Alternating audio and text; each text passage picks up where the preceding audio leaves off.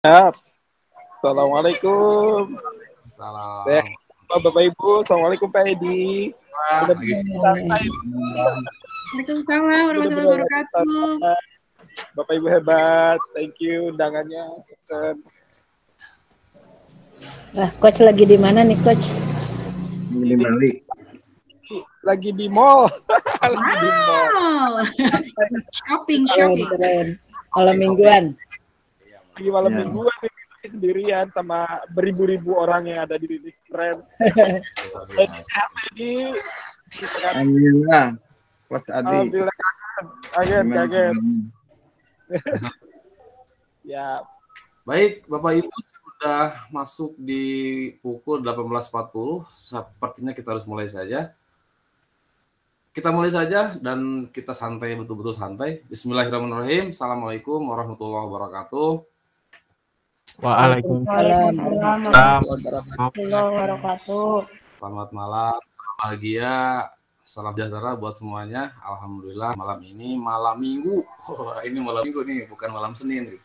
Malam Minggu kita bisa gabung, bisa di acara yang memang sebetulnya saya buat sesantai mungkin gitu. Bapak Ibu di sini boleh sambil ngemil, sambil rebahan, kegoleran juga boleh, silakan nggak apa-apa. Nanti di tengah jalan mau lab juga silahkan, nggak apa-apa. Kalau ada perlu boleh seperti itu. Tentunya kita diskusi ini akan bicara tentang hal-hal yang terkait dengan IKM yang sampai hari ini masih banyak yang harus kita eksplor, masih banyak yang harus kita gali terkait dengan progres dari kurikulum Merdeka. Saya pikir juga di sini sudah banyak sekali Bapak Ibu guru yang sudah sangat memahami, tapi perlu kita ada sesi berbagi gitu, sesi sharing. Alhamdulillah di sini sudah hadir Pak Kabid P3TK, Pak Edi Supardoto, Pak Dr. Edi. Beliau adalah Kabid P3TK di Kota Bandung, luar biasa. Terima kasih Pak Kabid. Tepuk tangan dulu buat Pak Edi nih. Oh, keren. yes. Saya padahal tidak share ke beliau Pak. Tapi luar biasa nih Pak Kabid ini support saya nih, luar biasa. Coach saya juga. Oke, yang kedua juga sudah hadir Bapak Ibu guru yang hebat hari ini, malam ini. Ada Coach Adi, beliau adalah pelatih ahli, juga sebagai founder and CEO Global Gain, Global Teacher and Trainer. Tepuk tangan untuk semuanya, untuk Pak Adi, luar biasa nih. Oke, Pak Kabid, perlu saya sampaikan juga bahwa di sini yang hadir juga saya lihat ini banyak rekan-rekan dari luar Kota Bandung, Pak Kabid. Coach Adi ya, ada dari Sumedang, ada dari Cirebon, Majalengka, banyak nih. Kemudian juga dari Tangerang ada, alhamdulillah. Saya lihat sudah beberapa layar yang saya kenal nih, rekan-rekan saya dari luar Kota Bandung. Selamat dan terima kasih sudah bisa gabung di acara yang santai ini. Gitu. Tadi juga ada informasi Pak Kabid dan Coach Adi bahwa akan hadir juga Ibu dosen dari Universitas Gorontalo ya. Nggak tahu nih, saya nggak nge-share, tapi tiba-tiba ada konfirmasi katanya. Alhamdulillah bisa berbagi di sini. Dan memang di sini Bapak Ibu semua bisa menjadi narasumber gitu kan. Hey, sebagai perkenalan Bapak Ibu boleh nggak 1 atau setengah menit saja dibuka kameranya semuanya? Bisa? On cam dulu semuanya. Oke, kita say hi dulu untuk semuanya, ada semuanya. Alhamdulillah, luar biasa. Lambaikan tangannya, alhamdulillah, luar biasa. Terima kasih semuanya. Wah, lucu nih komposer kita. Oke, baik Bapak Ibu, terima kasih. Boleh on cam terus, boleh off cam terus. Yang pakai daster jangan di on cam Pak, Bu. Tutup aja, nggak apa-apa. Sebagai awal mungkin sebagai bentuk penghormatan ada Pak Kabid P3TK Distrik Kota Bandung. Pak, mangga untuk memberikan sepatah, 2 patah atau 3 patah kata juga boleh Pak. Silakan Pak Kabid. Terima kasih para guru hebat yang ikut di Google Meet ini. Kita sepakat semuanya menjadi agen perubahan. Apapun sedikit yang Bapak Ibu lakukan harus memberikan makna terhadap peningkatan kualitas pendidikan. Apapun itu yang Bapak Ibu lakukan harus memberikan sesuatu yang bisa merubah sebuah peradaban, sebuah makna terhadap pemikiran-pemikiran baru yang juga tidak hanya sebagai tuntutan dari IKM, tapi kita punya tanggung jawab semua untuk membangun negeri ini dengan mencerdaskan putra-putri kita. Artinya ketika kita punya ekspektasi ingin merubah bangsa ini, maka ada di pundak Bapak Ibu. Nah, kita sepakat Bapak Ibu yang hadir di sini tidak hanya memberikan inisiasi pemikiran perubahan pada pendidikan, tetapi minimalnya tidak menjadi public enemy, minimalnya tidak menjadi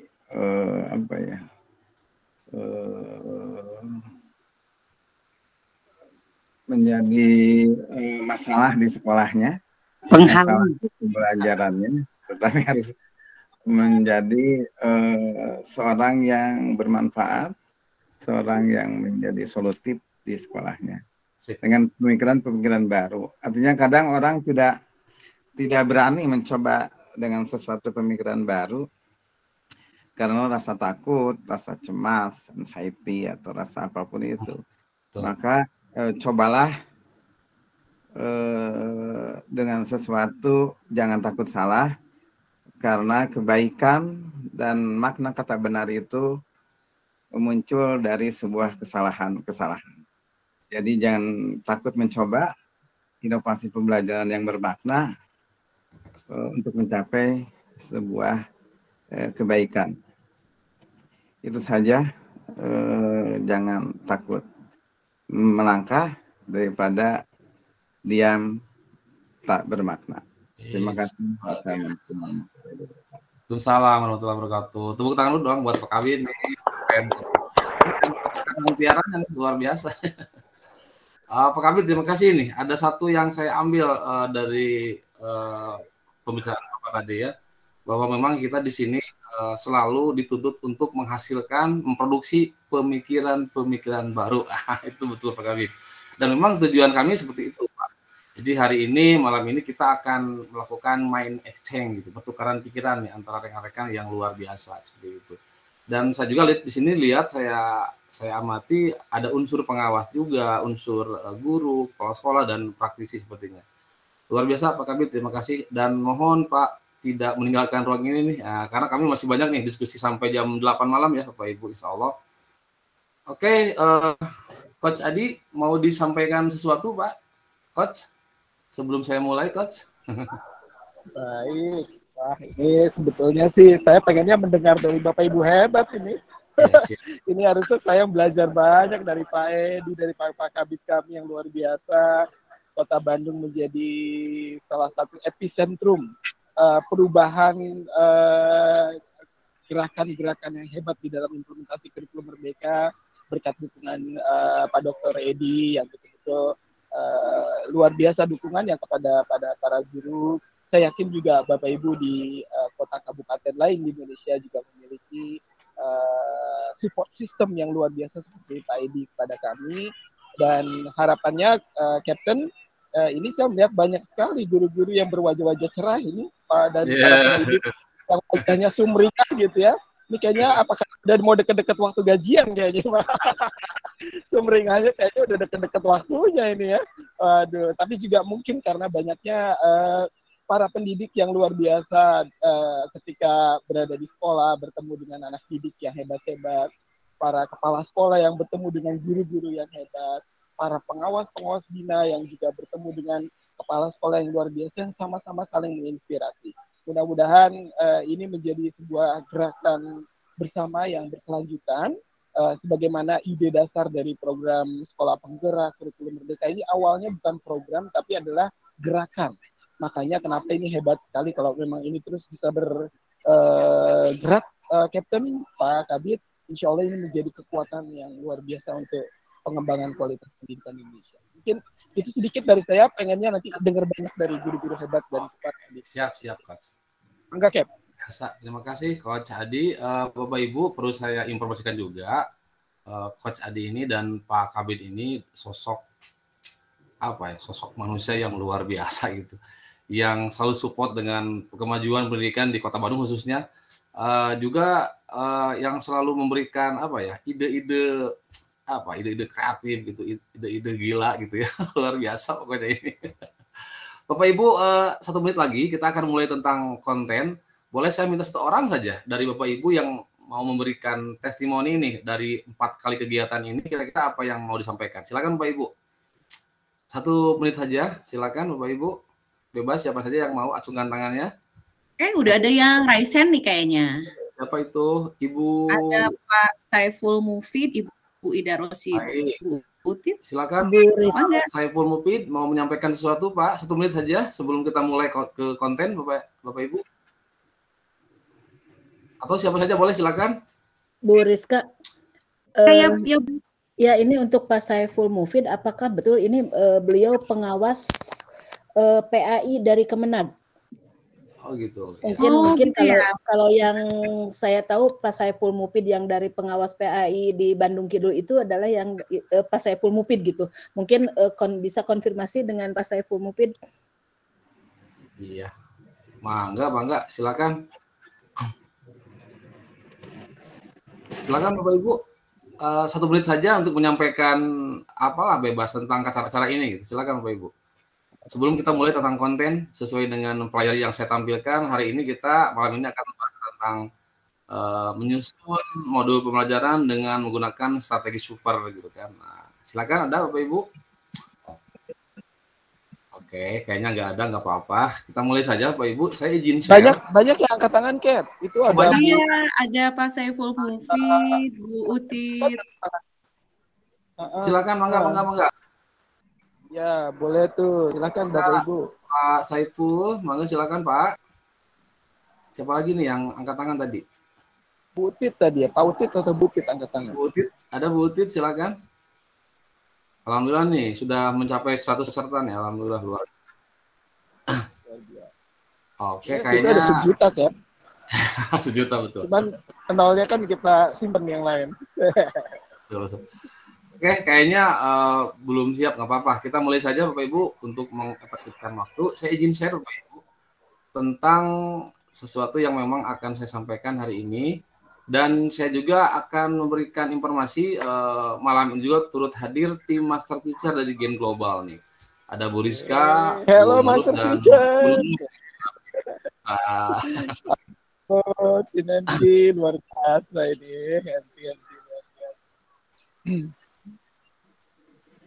Baik Ibu, saya izin untuk share screen dulu.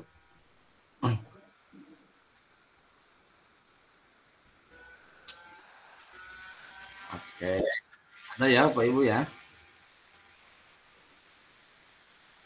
Oke, sorry ya, betul. Oke Bapak Ibu, sebelum kita membahas tentang bagaimana merancang modul pembelajaran atau modul ajar yang kita kenal dalam IKN itu modul sekarang, saya akan mengingatkan kembali tentang sebuah regulasi yang memang harus dipahami. Kalau bicara regulasi Bapak Ibu, saya itu ingat dengan dengan pembicaraan dari Pak Kabid ketika Pak Edi itu. Beliau salah satu orang yang memang sudah sangat paham tentang berbagai regulasi di kependidikan gitu. Nah, salah satu kelemahan kita ya, kita akui saja, bahkan saya pun seperti itu Pak Coach. Ketika ditanya regulasi itu kadang-kadang nggak tahu Coach, lupa lagi gitu.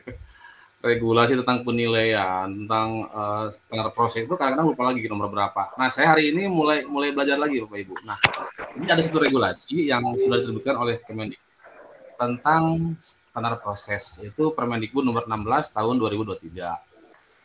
Kita langsung saja ke bab 2 karena ini akan kita bahas, kita konsen ke masalah ini. Bapak Ibu, bahwa di dalam perencanaan pembelajaran itu Bapak Ibu harus memahami bab 2 pasal 3 dan di sini ada ayat keempat. Ayat ketiga. Ini hanya mengingatkan karena ini sudah dibahas minggu kemarin Coach, Bapak Ibu ya semuanya. perencanaan pembelajaran itu disusun dalam bentuk dokumen perencanaan pembelajaran yang 1. fleksibel, 2. jelas, 3. sederhana. Nah, setelah saya baca regulasi ini, ternyata memang nggak ribet gitu bikin perencanaan itu. Apalah namanya RPP itu pun atau modul aja juga mangga silakan saja. Sebab di regulasi nggak disebutkan gitu. Hanya disampaikan bahwa seorang guru saat membuat sebuah perencanaan pembelajaran itu harus memiliki 3 karakter, 1 fleksibel, 2 jelas, dan 3 sederhana. Itu aja sebetulnya. Nah, kemudian apa yang dimaksud dengan fleksibel? Nah, di sini dijelaskan di regulasi ini bahwa fleksibel ini adalah merujuk kepada bahwa dokumen yang kita buat itu tidak terikat pada bentuk tertentu dan dapat disesuaikan dengan konteks pembelajaran. Nah, mungkin ini Bapak Ibu ya, yang harus kita pahami ketika rekan-rekan kita selalu begini ngomongnya nih, tolong dong minta contoh gitu kan, bagaimana formatnya. Nah, seperti itu kan masih banyak nih yang nanya-nanya kayak gitu. Nah, pada regulasi itu sangat fleksibel, bentuknya tidak terikat. Silakan Bapak Ibu gunakan ide-ide kreatif Bapak Ibu saat menyusun sebuah perencanaan pembelajaran seperti itu. Jadi ada karakternya fleksibel. Nah, yang kedua, jelas. Jelas ini maksudnya apa? Dokumen yang dibuat itu mudah dipahami. Kalau ini saya tidak perlu menjelaskan lagi. Artinya perencanaan yang kita susun itu betul-betul dipahami, minimal oleh kita sendiri gitu. Nah, kadang-kadang ketika kita melihat dari rekan kita contoh dulu aja, itu bingung juga karena ini gimana ini bentuknya, nggak ngerti gitu. Nah, berarti dokumen itu tidak perlu dipahami seperti itu. Nah, yang ketiga, ini yang paling mungkin harus kita pahami, bahwa perencanaan pembelajaran itu harus dalam bentuk yang sederhana. Artinya dokumen yang akan kita buat itu berisi hal-hal yang penting dan pokok sebagai acuan pelaksanaan pembelajaran. Seperti itu. Dan kalau tidak salah di pasal selanjutnya itu ditentukan bahwa setiap perencanaan pembelajaran setidak-tidaknya memuat 3 komponen. 1, tujuan pembelajaran, yang kedua langkah-langkah kegiatannya, dan yang ketiga asesmen. Itu mungkin Bapak Ibu secara regulasi yang bisa saya sampaikan untuk menyusun sebuah perencanaan pembelajaran. Bapak Ibu boleh nanti silakan memberikan tambahan, memberikan sanggahan, atau mungkin kalau saya salah boleh dibetulkan seperti itu. Bapak Ibu bisa dipahami ya untuk konten ini. Nanti Bapak Ibu lihat lagi, download lagi di Google juga banyak regulasi tentang perencanaan pembelajaran. Itu ada di Permendikbud nomor 16 tahun 2022 seperti itu. Oke, sekarang saya stop share lagi. Dan setelah ini kita akan bahas yang bagaimana sih modul ajar yang sederhana itu gitu kan, yang fleksibel itu seperti apa, yang jelas itu seperti apa. Kemudian kita pernah mendengar Bapak Ibu bahwa Mas Nadiem pernah melontarkan perkataan seperti ini. Bapak Ibu guru sekarang bisa membuat perencanaan pembelajaran atau RPP 1 lembar gitu kan. Nah, ini kan coach, ini menjadi banyak pertanyaan juga dari rekan guru, bisa nggak selembar gitu kan. Nah, Bapak Ibu perlu saya sampaikan malam ini ada rekan-rekan dari tim Master Teacher Gen Global. Mereka sudah pernah membuat perencanaan yang simpel banget gitu, singkat banget gitu ya. Dengan apa? Dengan metode super. Nah, kalau Bapak Ibu ingin tahu, kami dapat ini dari Coach Adi ya, sebagai CEO dan founder Global Gen Asia seperti itu.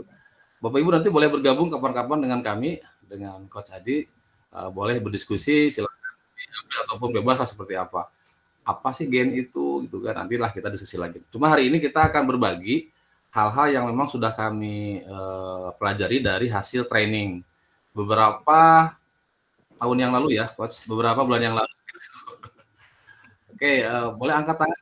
Ada Ibu Nunung, ada Bu Rizka, Bu Mulus. Nah, ini MT yang hebat nih, Master Teacher semua nih. Kemudian juga ada Miss Lala, di sini. Ada ya. Kemudian Bu Irma SDN Cipto ada di sini nih. Wah, ini MT kita nih. Bu Adah, halo Bu Adah dari Cianjur. Say hi ya, oke. Alhamdulillah luar biasa. Oke, Bapak Ibu, langsung saja ya. Setelah ini nggak lama, saya hanya memberikan beberapa hal saja tentang bagaimana Bapak Ibu bisa memahami sebuah perencanaan pembelajaran dengan menggunakan metode super seperti itu.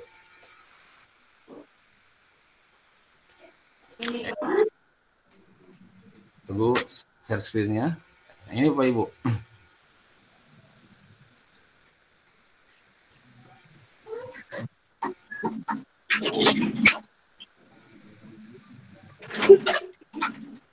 Oke, Bapak Ibu, untuk menjelaskan ini saya akan dibantu oleh rekan-rekan saya, rekan-rekan dari Master Teacher.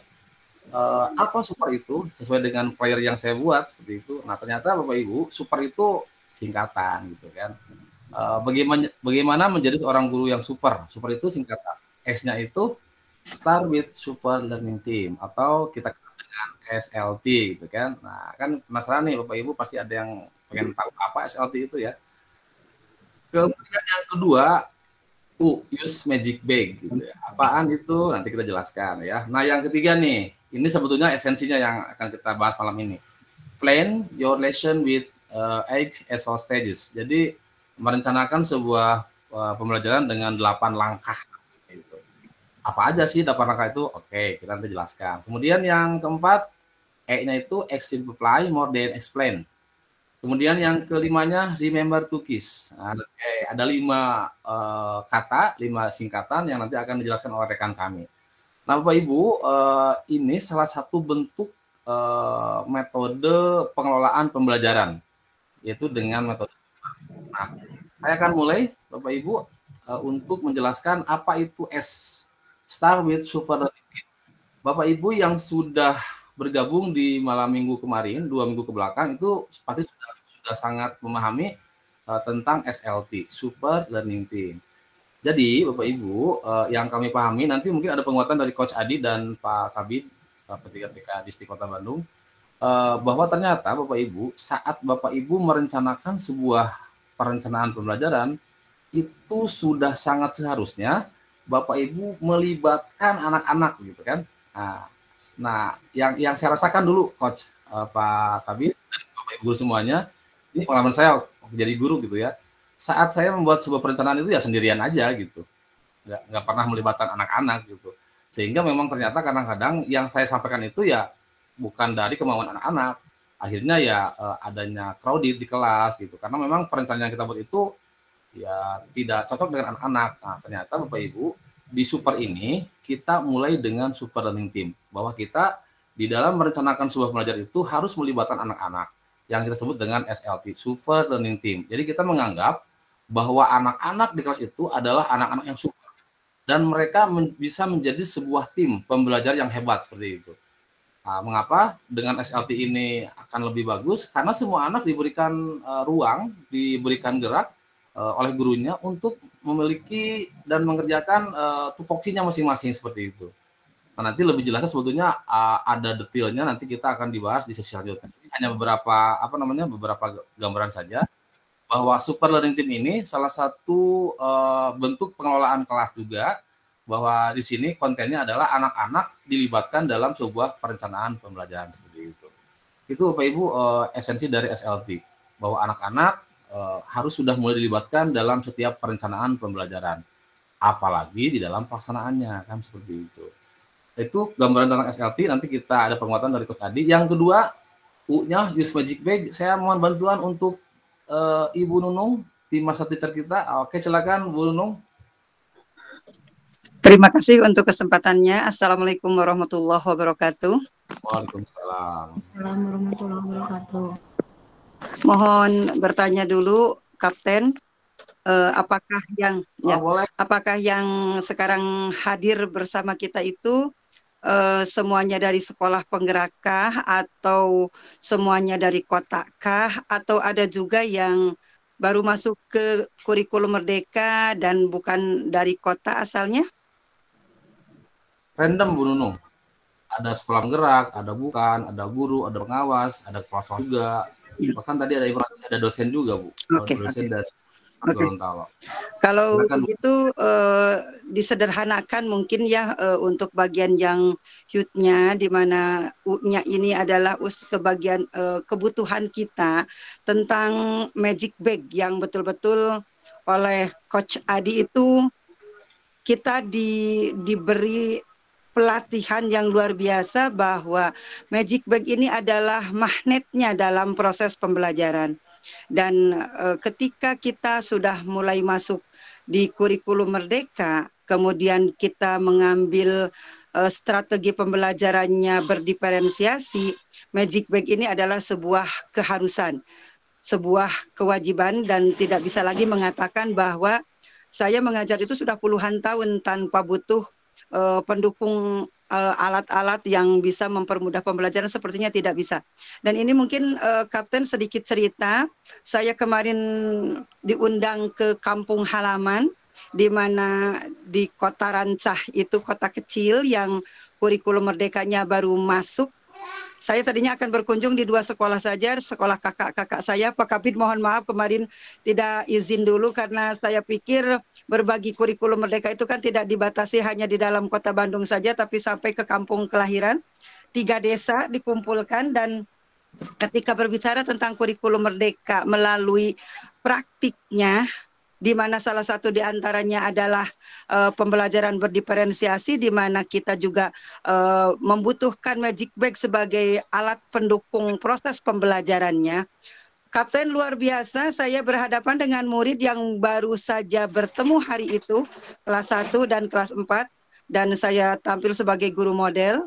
SLT-nya mohon maaf kemarin belum dilibatkan secara penuh, tapi dengan kekuatan magic bag, alhamdulillah proses pembelajaran itu betul-betul semua murid aktif, padahal itu murid di SD yang sangat posisinya itu betul-betul di kampung, di gunung, yang mungkin istilahnya tidak setiap hari bisa membuka YouTube, tidak setiap hari bisa menonton televisi, mungkin seperti itu.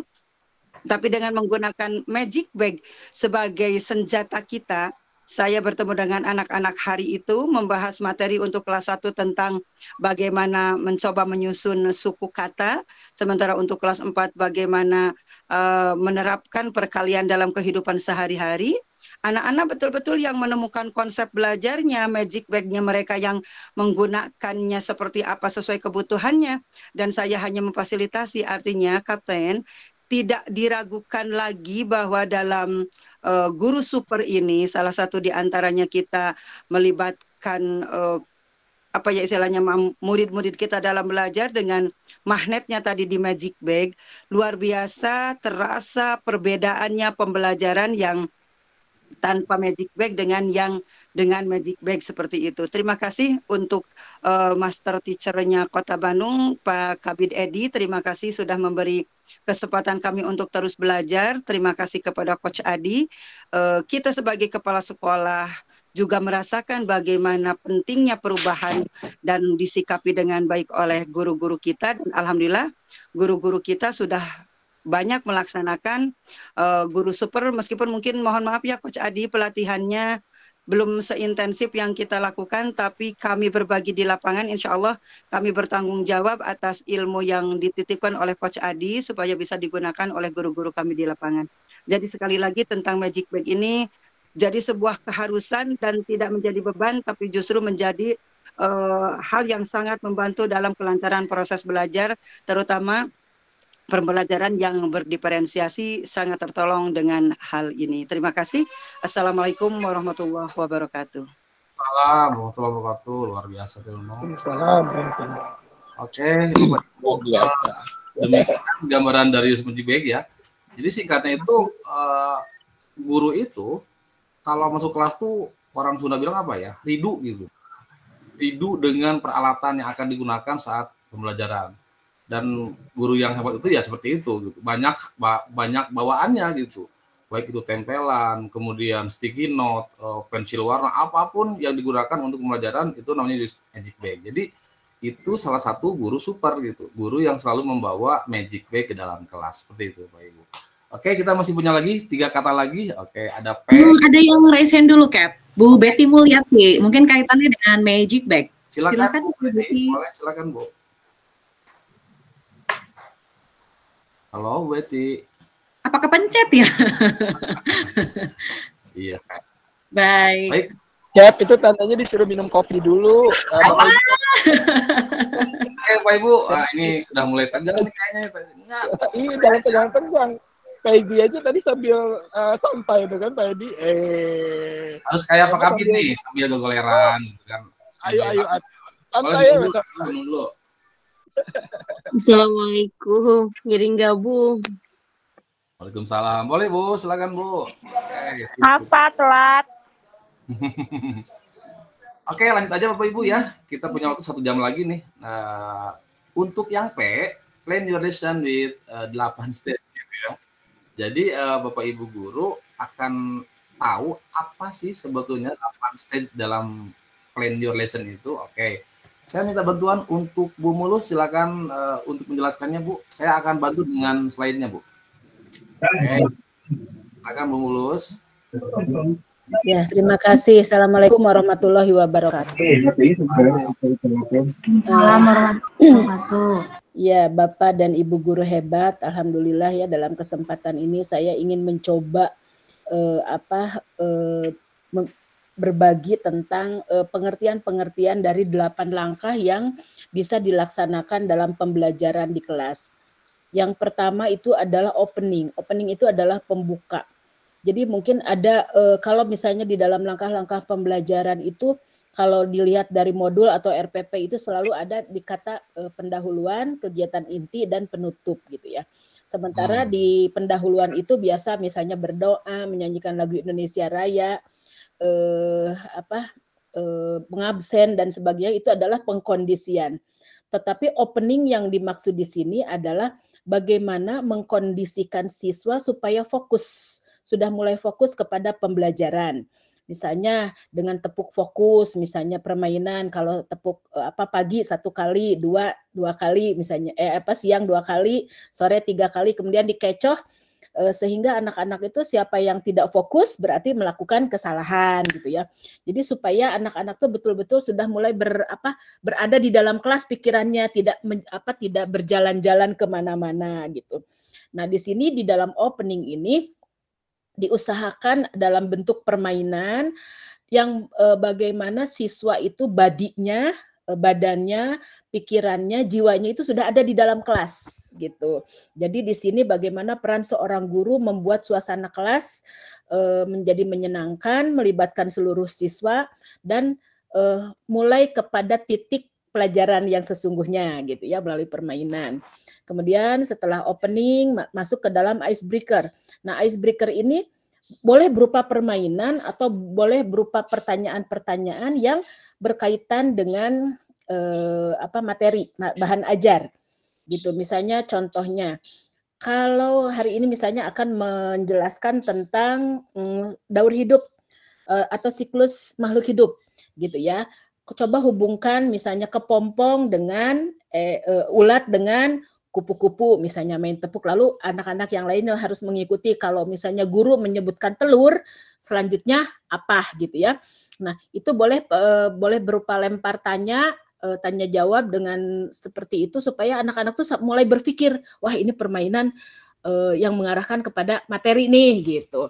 Misalnya contohnya ulat dijawab kupu-kupu, telur dijawab ayam, kemudian kecebong dijawab dengan katak gitu dan selanjutnya gitu. Nah ini anak-anak kalau dengan pertanyaan seperti itu mulai berpikir, oh ini berarti materinya asal mula binatang itu dari apa gitu. Mulai ke situ. Kemudian dilanjutkan dengan lead in. Nah, lead in ini adalah mengecek pengetahuan awal siswa gitu ya. Dikaitkan dengan icebreaker tadi. Jadi misalnya apa yang kalian ketahui tentang kupu-kupu misalnya gitu. Nah, dari permainan tadi anak-anak mulai menggali mengeksplor pengetahuannya tentang kupu-kupu itu berasal dari mana dan sebagainya gitu ya. Kemudian dilakukan presentation. Nah, presentation ini boleh dilakukan oleh siswa-siswa yang memang dia sudah memiliki pengetahuan awal yang cukup. Misalnya coba tadi di dalam lead in sudah bisa menyebutkan hubungan kupu-kupu dengan ulat, dengan kepompong dan sebagainya. Suruh salah seorang anak untuk tampil ke depan mempresentasikan, atau misalnya boleh di dalam buat kelompok. di dalam kelompok membuat satu semacam tepuk-tepuk gitu, misalnya kalau katak asalnya dari mana, kelompok ini kelompok katak, kelompok ini kelompok kupu-kupu, kelompok ini kelompok ikan misalnya gitu. Nanti masing-masing kelompok itu setelah menyusun rangkaian daur hidupnya disuruh ke depan untuk mempresentasikan tentang diskusi tentang itu gitu ya. Nah, kemudian setelah presentation masuk ke dalam langkah berikutnya yaitu control practice, di mana control practice ini adalah guru menjelaskan atau boleh berupa tayangan video atau berupa bacaan ataupun ada juga peserta didik yang memang sudah menguasai gitu untuk menjelaskan tentang materi ajar. Itu harus betul-betul sesuai dengan teori yang sebenarnya gitu di dalam control practice ya. Setelah masuk ke dalam control practice, kemudian masuk kepada praktek semi terbimbing atau semi control practice gitu ya. Nah di sini mungkin biasanya anak-anak mengerjakan suatu pekerjaan dengan instruksi dari guru, kemudian bisa dengan kerja kelompok ataupun perorangan untuk melakukan tugas bagaimana menghubungkan materi tugas itu berkaitan dengan materi gitu ya. Nah di sini ketika siswa melakukan tugas itu boleh dilakukan tanya jawab langsung dengan guru, kira-kira apa yang belum diketahui oleh siswa atau yang belum dipahami secara utuh oleh siswa gitu. Boleh dilakukan berbagai tanya jawab di dalam semi control practice. Nah, kemudian selanjutnya dari semi control practice itu hubungkan materi itu dengan kehidupan peserta didik, dihubungkan dengan pengalaman atau apa yang sudah dilihat dalam kehidupan sehari-hari gitu ya. Nah, ini sangat penting sekali di dalam real life practice ini karena ini menggali pengalaman siswa. Kebanyakan di sini pemahaman siswa itu akan berkembang ketika materi ajar itu dikaitkan dengan pengalaman.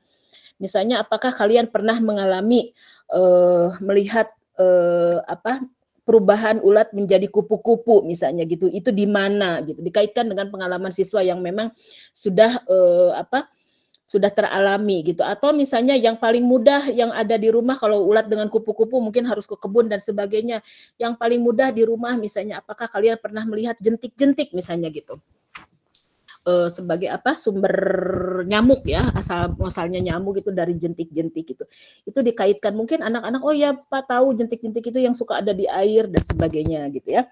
Nah kemudian setelah melakukan itu baru dilakukan feedback dan closing, di mana di sini dilakukan refleksi bagaimana menanyakan perasaan anak-anak tentang dalam pembelajaran, kemudian mengecek kontennya, pemahaman siswa tentang materi pelajaran, kemudian juga apa yang kira-kira kesulitan-kesulitan yang dialami, kemudian keinginan siswa tentang supaya proses pembelajaran itu berjalan lebih baik lagi gitu. Nah setelah itu baru closing, penutup dilakukan untuk menyimpulkan hasil pelajaran yang sudah dilakukan pada hari itu. Mungkin itu saja sekilas tentang 8 langkah pembelajaran yang mudah-mudahan nanti ditambahkan oleh Coach Ardi dan teman-teman. Tepuk tangan tuh buat Bu Mulus, keren banget. Hey, terima kasih Bu Mulus. Wah ini luar biasa nih. Sebentar saya boleh menyapa dulu. Di sini ada juga hadir Ibu Dr. Uum Rupiah. Ibu Dr. Uum ada? Halo, Assalamualaikum. Beliau dosen dari Waalaikumsalam Pak Januar, terima kasih sudah bergabung, maaf nih. Beliau adalah dosen dari ya Pak Januar ya, off cam. Tenang Bu Dokter, tenang, kalem. Baik, terima kasih Bu Dokter sudah hadir dan bergabung di ruang tertutup ini. Bapak Ibu, saya sedikit resume ya dari penjelasan Bu Mulus itu. Bapak Ibu coba kalau Bapak Ibu amati dan rasakan bahwa dalam setiap pembelajaran Bapak itu pasti akan masuk ke 8 stage ini gitu, tanpa disadari seperti itu. Betul nggak? Pasti Bapak Ibu melakukan opening gitu kan, tadi sampai kalau Bu Mulus. Itu pasti setiap guru pasti ada openingnya dulu. Tadi ada istilah yang luar biasa nih, BMS, Body, Mind, Soul. Jadi Bapak Ibu saat opening dalam pembelajaran, body anak tuh sudah yakin harus hadir di kelas tuh. Mainnya juga sama, dan apalagi yang terakhir soulnya gitu. Kadang-kadang begini, ada anak yang hadir, bodinya ada di kelas, tapi main soalnya nggak ada di kelas seperti itu, menerawang kemana-mana. Nah, opening di sini diharapkan Bapak Ibu bisa menyatukan BMS itu menjadi satu gitu, sehingga anak memang akan betul-betul fokus. Nah itu. Kemudian yang kedua ada icebreaker juga. Tadi saya sedikit merasumkan betul Bu Mulus bahwa di dalam tahap yang kedua ini ada satu sesi di mana anak akan diberikan semacam TPR, Total Physical Response. Jadi di dalam icebreaker itu yang mungkin Bapak Ibu sering kita dengar ada kata-kata ice breaking ya, nah, itu sangat boleh di kelas. Tapi yang di tahap ini sebetulnya saya kuatkan lagi, Bapak Ibu guru saat membuat sebuah icebreaker atau ice breaking itu diusahakan harus ngeklik dengan konten gitu, dengan TP lah seperti itu ya, dengan TP-nya. Jadi tidak sekedar ice breaking anak-anak kemudian seru-seruan tapi tidak ada kaitannya dengan TP. Nah, usahakan untuk icebreaker di sini itu ada review dan preview gitu. Review itu mengulang mengulas materi yang akan dibahas atau preview yang sebelumnya seperti itu. Dan sampai kepada tahap yang ke-8. Dan yang paling penting Bapak Ibu tadi saya sampaikan, Ibu Mulus sampaikan dan Bu Riza tadi ngechat juga di chatbox ya. Dalam tahap ini yang paling penting itu yang 7 Bapak Ibu, real life practice. Ini yang betul-betul saya sangat pelajari ini. Bahwa di dalam setiap proses pembelajaran, usahakan ada langkah-langkah di dalam memberikan praktek dalam kehidupan nyata seperti itu. Sebab ini yang kata-kata yang keren dari Coach Ari nih, dari Pak Edi juga, bahwa anak itu jangan, Bapak Ibu guru jangan begitu bahagia ketika mereka sudah paham gitu. Nah itu yang saya catat, anak kita jangan dulu berbahagia, berbangga hati ketika anak sudah paham. Tapi kita harus bahagia ketika anak sudah bisa sudah bisa mempraktekkan ilmunya yang diperoleh dari KBM itu dalam kehidupan sehari-hari. Itu Bapak Ibu ya. Jadi nanti kita akan detail lagi 8 stage ini yang secara tidak langsung dan Bapak Ibu pasti merasakan akan dialami oleh Bapak Ibu saat mengajar. Oke, Bapak Ibu lanjut. Kita masih punya 2 kata lagi, SUP dan sekarang yang E dan R. Oke, saya minta bantuan untuk tim yang keren dari Master Teacher ini. Silakan Ibu Rizka. Oke, silakan Bang Bu. Halo, assalamualaikum, selamat malam semuanya. Aduh, ya Allah, luar biasa ya kita. Coach Adi, aduh luar biasa. Ini tidak terasa, ini kita sudah mau memasuki huruf yang kedua terakhir gitu ya. Ada E dan R. Tadi oleh Bu Mulus sudah disampaikan tentang P-nya. Sekarang bagian saya E dan R-nya gitu ya. Jadi bagaimana menjadi seorang guru super dalam mengelola kelas begitu ya, supaya kelasnya itu betul-betul menjadi super, itu ada yang namanya E, exemplify more than explain gitu. Jadi bagaimana guru bersama dengan tim SLT-nya itu jangan banyak-banyak menjelaskan deh gitu ya, lebih baik exemplify, berikan banyak contoh dibandingkan dengan menjelaskan. Nah, ini exemplify more than explain ini memberikan kesempatan kepada SLT dan juga semua siswa, karena ini hashtagnya guru super ini sangat erat kaitannya dengan pembelajaran yang berdiferensiasi, di mana anak-anak yang kita ajarkan itu tidak sama begitu ya kemampuannya. Maka exemplify more than explain bisa menjadi solusi bagaimana kita melawan mental blocknya anak-anak dengan kemampuan yang berbeda.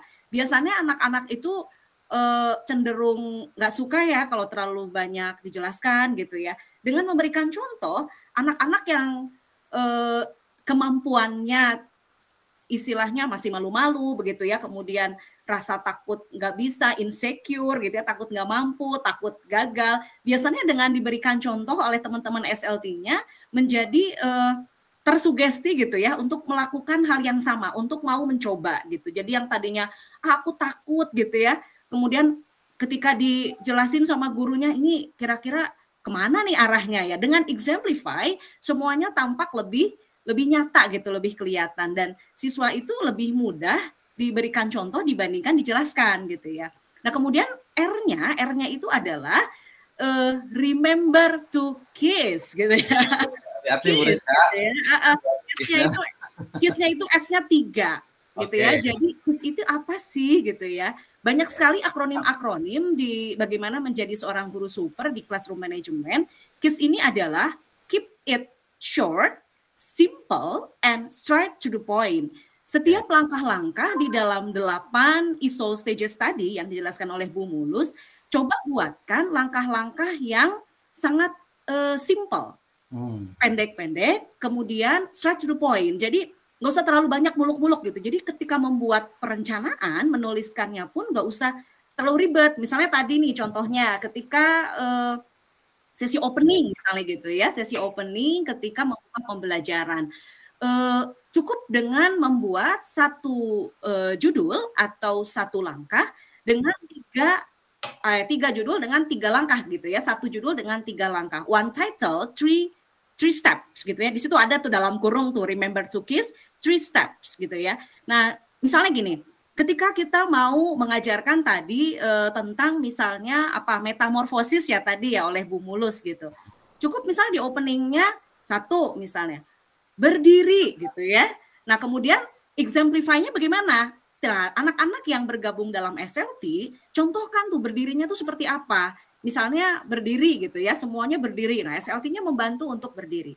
Kemudian yang kedua misalnya coba ambil satu kata atau satu huruf dari kata metamorfosis. Nah itu anak-anak bisa dengan mudah ya, bisa dengan cepat mengambil salah satu kata yang ada di salah satu huruf yang ada di dalam kata metamorfosis. Jadi buat hal-hal yang sederhana, yang simple, yang bisa dipahami, kemudian show misalnya, show to your friend misalnya gitu ya, kemudian tunjukkan kepada temanmu. Jadi judulnya itu membuka pelajarannya misalnya mengambil satu huruf dalam kata metamorfosis, cukup dengan 3 step saja. 1, step pertama berdiri, step yang kedua misalnya ambil satu kata gitu, yang ketiga tunjukkan, ambil satu kata, ambil satu huruf, kemudian yang ketiga coba tunjukkan gitu. Nah, insya Allah exemplify more than explain dan remember to kiss ini membuat anak-anak dari mulai awal pembelajaran opening,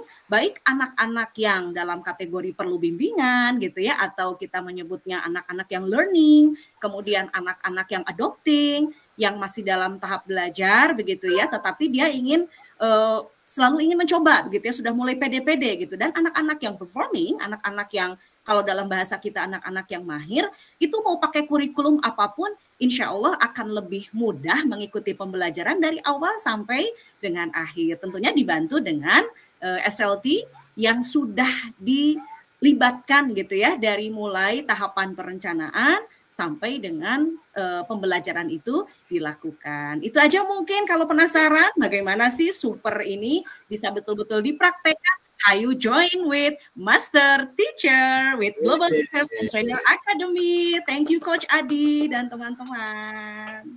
Bu Rizka, terima kasih promosinya. Luar biasa ini. Bapak Ibu, nah ini sebetulnya penjelasannya sih belum detail banget karena memang waktu kita terbatas juga. Kita punya waktu sekitar 30 menit lagi ya. Jadi Bapak Ibu yang disampaikan oleh rekan-rekan tadi itu sebuah strategi bagaimana menjadi seorang guru yang super seperti itu. Nah sebetulnya ini dari mana sih ilmunya gitu kan? Saya berikan izin untuk Coach Adi, silakan Coach untuk memberikan penguatan atau mau sesi tanya jawab dulu Coach? Iya, kalau saya sih pengennya dengerin guru-guru hebat kita yang dari seluruh Indonesia ini, ada Bu dosen. Saya juga tadi mengundang dari APSI, Asosiasi Penguasa Indonesia. Lalu ada AKSI juga, Asosiasi Penguasa Indonesia. Mudah-mudahan beliau-beliau hadir semua. Ada yang bisa berkenan hadir. Selamat datang Bapak Ibu semua yang luar biasa dan guru-guru hebat di seluruh Indonesia ini. Aduh, salut-salut ya. Tapi suara saya kedengeran ya, Cap? Kedengeran, Coach. Kedengeran. Oke. Ya, jadi mungkin Bapak Ibu, saya boleh langsung interaksi aja ya, Cap ya, biar enak kita ngobrol-ngobrol santai ini Bapak Ibu. Siap. Sekali lagi, tunjukkan itu, mana sih kopinya, tunjukin Bu kopi. Kopi dengan, mana itu, ada apa di dekat-dekat Bapak Ibu, ada makanan minuman nggak? Kalau santai harus ada makanan minuman ya. Tapi langsung punya Bapak sama anaknya. Oke, keren, luar biasa ya.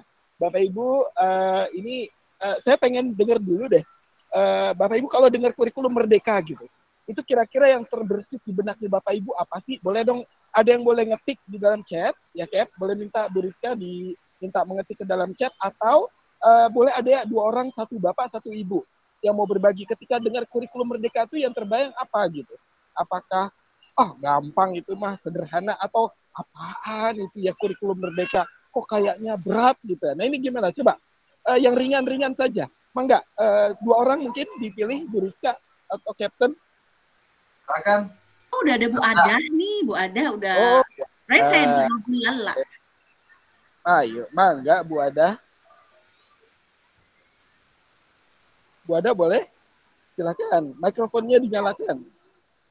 Bu Ada, assalamualaikum. Waalaikumsalam. Agak crowded nih. Lagi di sekolah nungguin anak-anak camping. Iya, Ya. Terima kasih Coach atas kesempatannya. Kapten, sama teman-teman kita ketemu lagi. Siap, Bu Ada. Kurikulum merdeka menurut saya ya itu kita melaksanakan pembelajaran sesuai dengan kebutuhan anak. Dan kita terlihat bahwa anak-anak bagaimana senang ketika belajar, tidak merasa terpaksa, karakternya terlihat ya. Walaupun ya itu tantangan terbesarnya, terutama di sekolah kami di sini, itu karakter sih. Sampai sekarang juga saya cukup sedih juga ya. Ketika ada acara seperti ini nih, ini camping kecamatan kan kebetulan lapangannya itu dekat sekolah nih, Teh Rizka. Ya itu saya lihat ternyata dalam membuang sampah saja anak itu masih harus buang sampahnya ke tempat sampah. Dilihat itu kalau ada acara pasti aja yang terjadi itu tumpukan sampah. Itu tantangannya itu. Tapi minimal saya ingat kemarin Bu Rizka itu pernah kirimin saya tuh di grup ada bahwa kalau kita tidak mulai sekarang ya kapan lagi gitu ya Rizka ya. Kita nggak perlu merasa kita harus sampai mana dulu gitu kan. Yang penting mulai saja apapun, walaupun mungkin progresnya hanya 5% gitu, 2%, tantangan kita, kendala kita banyak, tapi kan ya kita tidak akan tahu kalau kita tidak mencoba gitu kan. Iya. Menurut saya ya itu aja kurikulum merdeka itu bagaimana kita melihat, minimal kita lihat anak-anak senang belajar, mau belajar, dan ketika dia mau dan senang belajar itu otomatis mudah-mudahan tujuan pembelajaran tujuan pendidikan kita untuk pembelajaran sepanjang hayat itu bisa terpenuhi, bisa di ini sama anak. Ya, Bu Ada ada 2 pilihan. Yap. Susah apa gampang menerapkan kurikulum merdeka? Susah atau gampang? Gimana, Gap? Susah atau gampang menerapkan kurikulum merdeka? Ya harus satu kan. Dia harus diterapkan nih. Susah atau gampang? Jawabannya susah atau gampang? Ya kalau niatnya ini ya gampang, Cap. Gampang, Cap. Apapun kan bisa dipelajari. Wadah cuma 2 aja, gampang atau susah. Berarti tergantung niat gitu ya jawabannya. Tergantung situasinya, Kalau untuk karakter sih, kalau kata saya masih sulit ya, kesulitan. Gitu.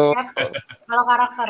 Kalau untuk seperti pembelajaran yang memang seperti ya itu daur hidup gitu ya. Iya. Itu insya Allah bisa dilaksanakan, hanya saja hal pembelajaran itu agar siapa sih si anak itu bisa masuk ke karakternya, bagaimana tanggung jawabnya bisa bisa ada, mandirinya ada gitu kan, tumbuh, berkembang. Itu tuh yang baik, saya. Terima kasih Bu Ada. Makasih, keren. Kita coba dengar tepuk tangan buat Bu Adanya. Mana ini kasih cinta? Coba buat Bu Ada kasih cinta. Mana cintanya? Terima kasih Bu Ada ya. Luar biasa ya. Jadi tergantung niat kita nih Bapak Ibu. Kurikulum merdeka ini sebetulnya didesain untuk menjadi mudah, bukan menjadi sulit. Saya baru saja kemarin menyelesaikan diskusi dengan teman-teman di Direktorat GTK, dengan para pengawas dan fasilitator Indonesia. Itu rancangan dari kurikulum merdeka itu harusnya sederhana dan mudah. Jadi bukannya sulit Bapak Ibu ya. Jadi simple, yang KISS tadi itu loh yang disebut oleh Bu Rizka ya. KISS itu adalah keep it short, simple, and straight to the point. Jadi sederhana dan pendek-pendek saja, jangan panjang-panjang, dan langsung ke inti gitu. Jadi sama kalau kita menyampaikan sesuatu juga begitu. KISS. Sederhana, pendek, dan langsung ke inti ya. Baik, kita undang satu lagi Bu Rizka, Pak Kapten. Boleh satu orang bapak-bapak nih, bapak-bapak coba ada nggak? ada Bu Nunun Maimunah ini, Bu Nunun Maimunah. Oh, bapak-bapak. Bapak-bapak Bu Rizka biar adil, satu bapak satu ibu. Nanti ibu ganti lagi. Ada bapak-bapak kah? Ada bapak nggak ya di sini ya? Ini ada 138.000 orang ini yang ikut, luar biasa. Iya. Siap Kat. Boleh KKTP nanti kita bahas ya. Ya. Keren. Ada bapak-bapak yang mau berbagi? Silakan. Bapak-bapak, ibu-ibu, bapak-bapak ya. Ada nggak sih yang punya pandangan? Ada Pak Asep Ramdhani. Pak Asep Ramdhani. Ayo Pak. Jadi mangga silakan. Silakan Pak Asep di on cam Pak, bisa? Iya. Terima kasih atas kesempatannya. Assalamualaikum warahmatullahi wabarakatuh. Waalaikumsalam warahmatullahi wabarakatuh. Alhamdulillah. Ini kesempatan yang baik. Alhamdulillah saya bisa bergabung di sini. Ini ternyata luar biasa, Bapak Ibu yang hebat-hebat, dan alhamdulillah ini merupakan tadi sudah melihat apa tadi teh super yang tadi luar biasa menjadi inspirasi bagi saya. Ya, tentang super ya. Adanya SLT, adanya Magic Bag, ada 8 langkah, kemudian explain, kemudian ada KISS ya. Luar biasa. Nah, ketika mengenai kurikulum Merdeka nih Pak. Yang susah atau gampang Pak Sep? Ya. Susah atau gampang? Itu dulu sebelum yang penjelasannya. Susah atau gampang sih nerapin kurikulum Merdeka? Susah gampang Pak. Ya, susah gampang. Jadi menurut saya gini tadi, ketika itu diberikan keleluasaan sesuai dengan kemampuan guru, bahwa proses pembelajaran itu harus berpihak kepada murid titipannya seperti itu, bahwa nah di sana tadi juga dijelaskan bahwa pelibatan murid dalam proses pembelajaran dari mulai perencanaan ya kata Bapak Kapten tadi sampai refleksi itu sangat harus dilaksanakan dengan pendekatan tadi super tadi. Nah, alhamdulillah ketika saya dalam proses pembelajaran mencari pendekatan-pendekatan ini, ada cara yang baru yaitu super ini untuk diimplementasikan dalam proses pembelajaran, sehingga tahapannya sangat jelas tadi, kayak KISS ya, short, simple, straight to the point, itu ya luar biasa, bahwa guru itu harus rebo ya, harus mempersiapkan dengan segala sesuatunya. Nah, ketika mungkin menguasai pendekatan itu sendiri Bapak, bahwa guru akan mudah untuk membawa proses pembelajaran yang berpihak kepada murid. Artinya di sini kalau mudah dan tidaknya, ketika guru itu mempersiapkan segala sesuatunya, ya akan mudah Bapak. Tapi kalau misalkan guru masuk begitu saja, ya mungkin akan kebingungan seperti itu Bapak. Terima kasih. Assalamualaikum warahmatullahi wabarakatuh. Waalaikumsalam. Kasih cintanya buat Pak Asep dong Bapak Ibu. Keren gitu ya. Pak Asep dari mana tadi Pak Asep? Apakah dari Jawa Barat atau dari luar Jawa Barat? Saya dekat dengan Pak Januar. Oh, tetangga nggak taunya ya. Ini masih pemain pindang semua nih ya, dari luar Bandung belum ada nih. Siap. Oke. Bapak Ibu, jadi tolong kita sepakati dulu ya. Ini kita sepakati dulu ketika bicara kurikulum Merdeka, bicara pembelajaran yang hebat, bicara tentang membuat rencana pembelajaran ataupun modul ajar, itu tolong di-mindsetkan di kepala kita bahwa harus mudah, gitu ya Bapak Ibu ya. Jadi jangan pernah kita berpikirnya saya pengen bikin sulit ini, saya pengen bikin susah biar pada puyeng, saya puyeng, anak puyeng gitu ya, kelas saya puyeng, pokoknya semua puyeng. Jangan Bapak Ibu. Jadi konsepnya di kepala kita itu harus ditanamkan kurikulum Merdeka ini untuk mempermudah. gitu ya. Jadi bagaimana, karena cuma ada dua kan Bapak Ibu yang sudah kita pahami ya, ada CP, ada project, profil penguatan pelajar Pancasila. Jadi itu saja.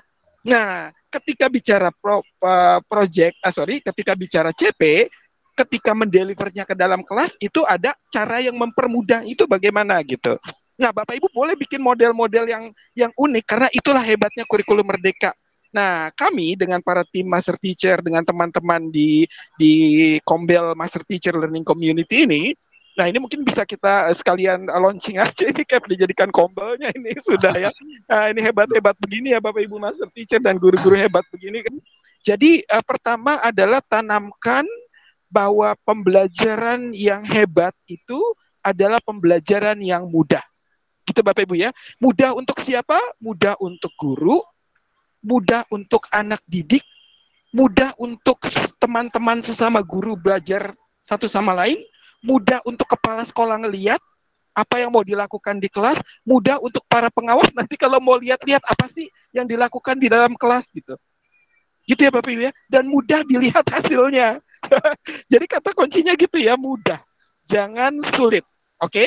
Jangan yang terlalu ngejelimet gitu. Nah, mudahnya itu kalau di dalam strategi super udah dibikinin tadi sama para tim MT kita bersama-sama ini, kita punya konsep super. Bapak Ibu boleh bikin konsep cinta misalkan. Boleh aja.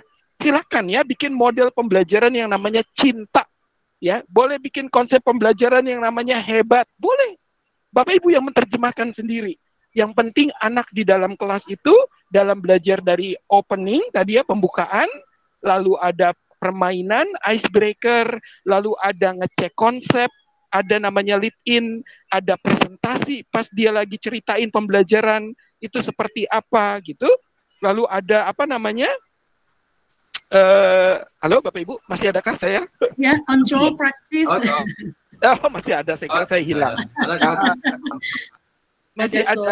Masih ada, oke. Ada yang namanya praktek terbimbing, praktek semi terbimbing, itu semuanya dibikin mudah. Makanya mungkin nanti kapten-kapten kita ini dengan para MT kita nanti berbagi yang namanya satu lembar RPP itu benar-benar namanya tuh bisa satu lembar itu disebutnya OLOS. Apa itu? Olos, bukan bolos atau molos Bapak Ibu ya. Apalagi lolos bukan ya. OLOS, OLOS ya. One line, one stage. Kalau bikin RPP, bikin modul ajar itu, bikin dulu core-nya saja. Karena Bapak Ibu kalau belum bisa bikin modul ajar, nggak usah bikin modul ajar, berat-berat amat. Bikin saja RPP dulu rencana. Tapi rencana satu lembar itu yang penting ada langkah-langkah pembelajaran yang jelas, lalu ada assessment-nya, yang nanti kalau di kami biasanya di praktek-praktek terbimbing itu, praktek terbimbing, semi terbimbing, dan di dalam real life practice tadi disebutkan oleh Bu Mulus ya. Jadi Bapak Ibu pahami betul bahwa kurikulum merdeka dengan pembelajaran super yang kami desain bersama-sama dengan teman-teman hebat ini, kami rancang, kami bagikan ke teman-teman semua se-Indonesia, bahkan seluruh dunia juga kita belajar sama-sama dengan konsep ini, itu adalah untuk mempermudah. Gitu ya. Makanya tadi contoh permainannya Bu Mulus, masuk kelas bikin permainan yang gampang aja gitu kan. Jangan permainan yang susah-susah. Nah, lalu kalau nanti mau ngecek kemampuan siswa yang namanya asesmen awal ya Bapak Ibu. Nah, ini tolong dipahami, sekarang ada istilah perbedaan antara asesmen diagnostik dengan asesmen awal. Kalau asesmen awal itu untuk kelas-kelas reguler. Asesmen diagnostik itu karena lebih lengkap itu dipakainya untuk Diksus ya.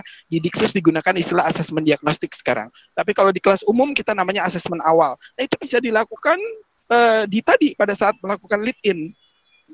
Bahkan di dalam icebreaker tadi Captain bilang ya Cap, di dalam icebreaker kita bikin apa Cap? Dibikin berhubungan dengan pembelajaran. Jadi ada review dan preview gitu ya. Nah, jadi Bapak Ibu luar biasa, makanya kenapa tanamkan di dalam pemahaman Bapak Ibu tahapan-tahapan pembelajaran yang super, yang 8 stages gitu tadi ya, melibatkan siswa, dibikinnya konsepnya mudah. Nah, sekarang mungkin kita boleh tanya jawab nih Cap, kita lempar ke teman-teman. Mangga kalau ada yang mau berbagi pengalaman, mau tanya jawab. Mangga Cap, kira-kira begitu. Mudah. Harus mudah. Tidak boleh. Itu Cap. Betul. Setuju Coach, sangat setuju. Memang ini yang sering dirasakan oleh guru-guru gitu ya. Jangan sampai ada kesan bahwa kurmen ini jadi lebih ribet gitu. Padahal memang sebetulnya kami sudah mencoba dibuat lebih mudah dan lebih menyenangkan kan seperti itu. Baik Bapak Ibu, kita punya waktu sekitar 20 menit lagi. Bapak Ibu pasti ada yang bertanya. Silakan Bapak Ibu. Ada Bu Tutik. Bu Tutik sudah raise hand. Bu Tutik, silakan Bu Tutik. Halo Bu Tutik. Bu Tutik, Bu Dadah. Bu Dadah ini raise hand ya atau Iya Bu. Oke, silakan. Mohon izin. Mangga, Bu, silakan Bu. Ini mau bertanya. Kebetulan waktu minggu kemarin saya itu ada jadi masuk ke kelas gitu kan Pak. Masuk ke kelas 5, kebetulan gurunya belum hadir. Nah, kira-kira langkah yang saya lakukan ini masuk ke Icebreaker atau ke lead-in gitu kan Pak. Begini, kan di dalam pelajaran bahasa Indonesia. Di tujuan pembelajarannya itu akan menjelaskan tentang ini tokoh, kemudian watak, alur, kemudian ya unsur-unsur intrinsik dalam cerita ya Bu. Nah, saya mencoba untuk menggali pengalaman siswa itu dari minat siswa. Kan kebanyakan siswa itu suka nonton kartun. Nah, kemudian saya melakukan tebak-tebakan untuk menebak tokoh yang kartun dari yang pernah mereka tonton. Jadi saya menjelaskan tentang karakternya, kemudian anak menyebutkan tokohnya. Apakah itu masuk ke Icebreaker atau ke opening? Gitu mungkin pertanyaannya, Pak. Mangga, para MT yang jawab. Oh, luar biasa. Keren, Bu Dadah, keren. Udah langsung ke sini ya. Aduh, ini luar biasa. Iya, Akselerasi. Bu Dadah dan teman-teman yang hadir di sini, ini kan di layar ada ya 8 stage gitu. Kalau kita buat secara tertulis itu memang agak panjang. Gitu. Tapi kalau sudah action itu memang satu paket gitu, gak kerasa bahwa di opening, Icebreaker, lead itu nyatu semua gitu. Nah, kalau menurut saya sih yang tadi disampaikan Bu Dadah itu sudah masuk di 3 tahap kalau tidak salah ya, dari mulai opening, Icebreaker, lead itu sudah masuk semuanya. Tadi kan Bu Dadah Bu Dadah ya menyebutkan unsur-unsur esensial ya. Itu kan unsur-unsur struktur dari unsur-unsur institusi seperti apa, tokohnya, kemudian apalagi wataknya kan seperti itu. Jadi 3 langkah sudah masuk di stage ini kalau yang saya tangkap dari pertanyaan Bu Dadah itu seperti itu. Mungkin seperti itu Bu Dadah. Yang lain silakan Mas Bu. Makasih. Assalamualaikum. Waalaikumsalam. Mangga. Itu banyak tadi angkat tangan tuh. Iya. Ayo Bapak Ibu ngobrol-ngobrol santai saja ya. Boleh sambil nyeruput kopi, nyeruput bajigur, makan sampe. Boleh apa aja, ayo mangga. Jangan takut-takut. Ini malam minggu, kita malam minggu. Pak Helmi, mangga.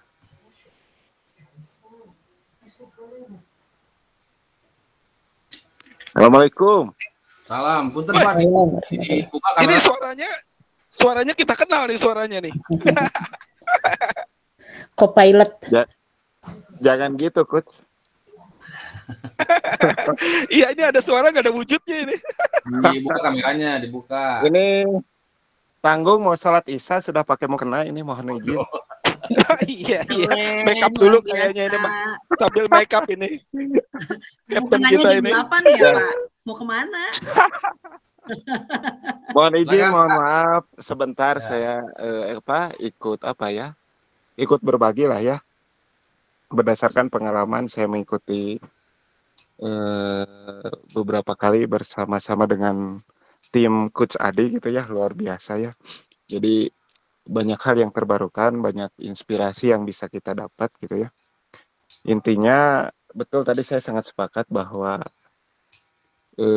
tergantung persepsi kita gitu. Kalau mau dibuat mudah ya mudah gitu ya. Kalau mau dibuat rumit ya kalau diawali dengan kerumitan saya yakin kesananya pun akan sulit juga untuk kita gitu ya. Padahal kemarin bulan kemarin atau minggu kemarin ngobrol-ngobrol dengan Pak Januar gitu ya, kebetulan.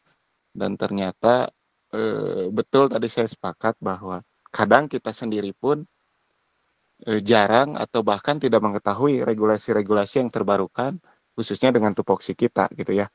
Kalau tidak salah kan guru ini kalau berbicara 8 standar, menurut saya gitu tinggal fokus saja ke 4 standar utama ya khusus untuk guru gitu ya.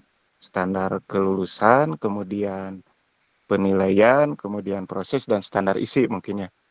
Salah satu kemudian kalau berbicara permen pun di keempat standar yang menjadi tupoksi guru itu ternyata sangat sederhana gitu ya ketika kita baca gitu ya.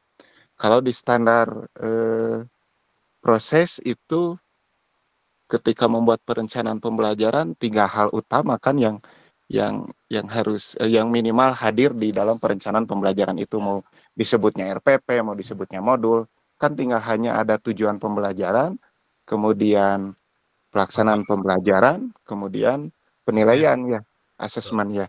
Nah, itu di regulasi itu tercantum seperti itu gitu, dan saya yakin di standar penilaian pun ketika saya membaca sedikit-sedikit sederhana gitu, tinggal bagaimana kita mencerna di regulasi itu dengan sekemampuan kita, dan jangan khawatir. Tadi saya di awal Pak Kabid pun mengutarakan bahwa yang menghalangi kita itu rasa ketakutan gitu.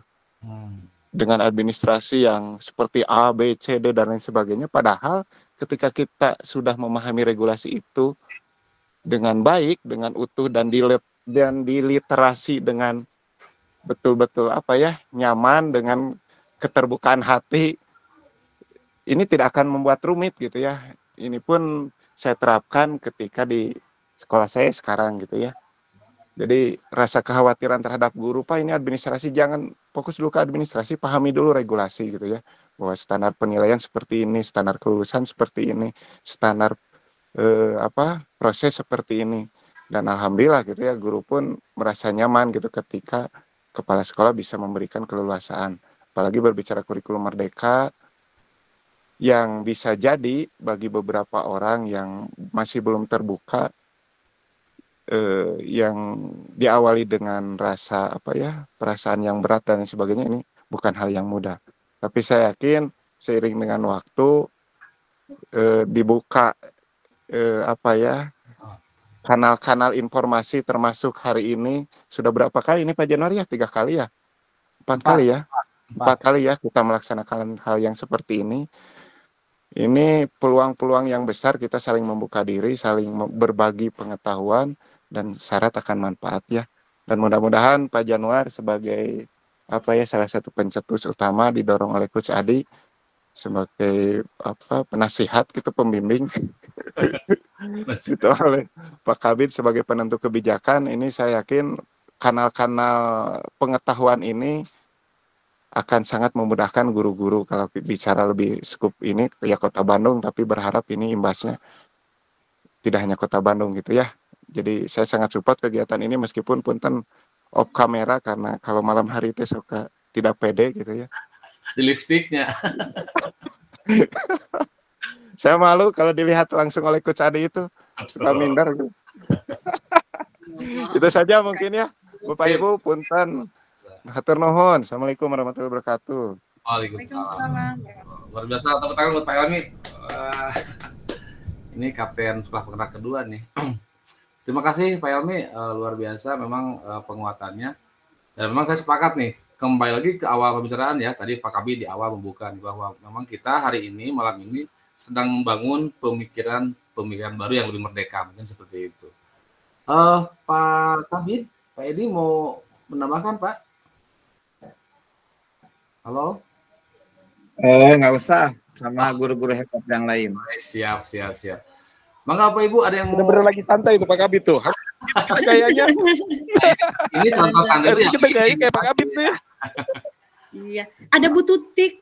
Silakan. Bu Tutik Sulistiawati ya. Silakan. Bu Tutik dari mana Bu Tutik? Ya. Assalamualaikum warahmatullahi wabarakatuh. Waalaikumsalam warahmatullahi wabarakatuh. Saya salah satu guru dari SDN 182 Perumnas Cijera, Bapak. Ya, siap, Bu. Ini sharing aja mengenai untuk sekarang guru kan dituntut menguasai kompetensi abad 21, kemudian harus mengembangkan pembelajaran berbasis IT. Saya ingin tahu gitu bagaimana penerapan di sekolah bapak-bapak senior semuanya terkait guru dengan harus mengembangkan teknologi ini. Sedangkan untuk negeri itu fasilitasnya terbatas sekali gitu untuk pengadaannya gitu. Mungkin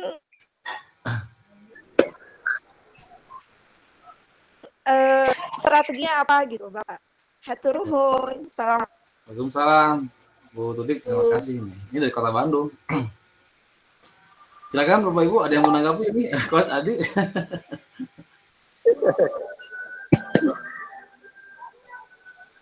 Silakan Coach. Ya.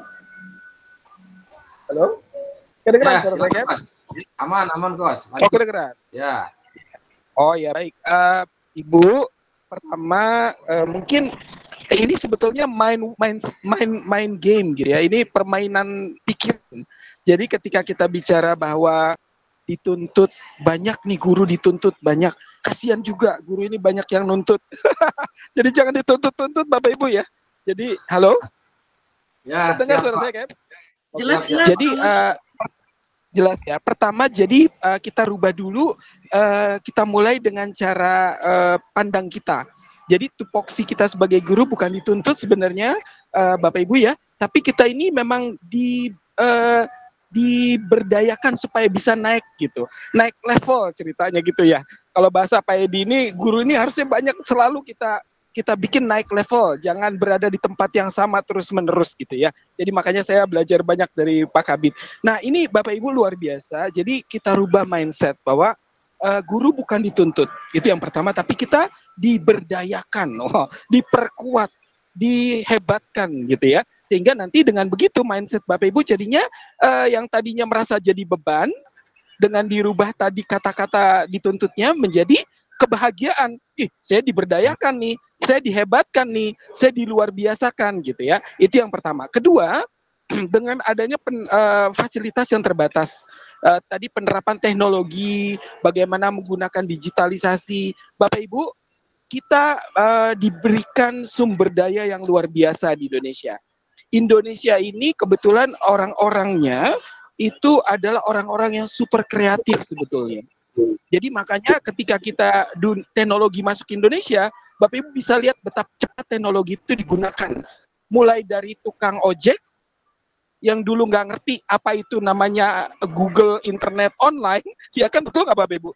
Sampai sekarang itu para pejabat dan presiden, semuanya udah pakai online, Google, dan internet. Wah, ini Pak Edi udah bangun nih, kayaknya udah mau ada sesuatu yang luar biasa dari Pak Edi nih. Saya siap juga mendapatkan masukan nih. Jadi Bapak Ibu, teknologi itu jangan dianggap sebagai musuh, jangan dianggap menakutkan, jangan dianggap sebagai sesuatu hal yang menyusahkan kita. Teknologi itu adalah alat untuk membantu menjadikan kita lebih mudah dalam melakukan pembelajaran, gitu ya. Teknologi adalah alat untuk membuat saya menjadi lebih mudah berinteraksi dengan anak didik. Teknologi membuat saya jadi mudah berhubungan dengan Bapak Ibu hebat-hebat ini se-Indonesia yang nggak pernah saya ketemu. Kita bisa ketemu di satu forum teknologi ini, luar biasa, gitu ya. Jadi mindset dulu yang kita rubah Bapak Ibu. Tadi yang terakhir, ketika bagaimana strategi mengimplementasikannya, Bapak Ibu, sekolahnya Pak Januar, itu ketika saya jadi pelatih ahlinya 2 tahun yang lalu, ini Pak Kabid juga mungkin tahu betul ini, bahwa sekolah ini adanya di pojokan, di pojok satu kota kecil yang namanya Cijerah, bagian kecil dari kota Bandung. Betul, emang di tengah kota, tapi itu di sudutan, di pojokan. Saya tanya sama beliau, Pak, ini punya apa Pak? Mau maju sebagai sekolah penggerak. Kami punya impian katanya.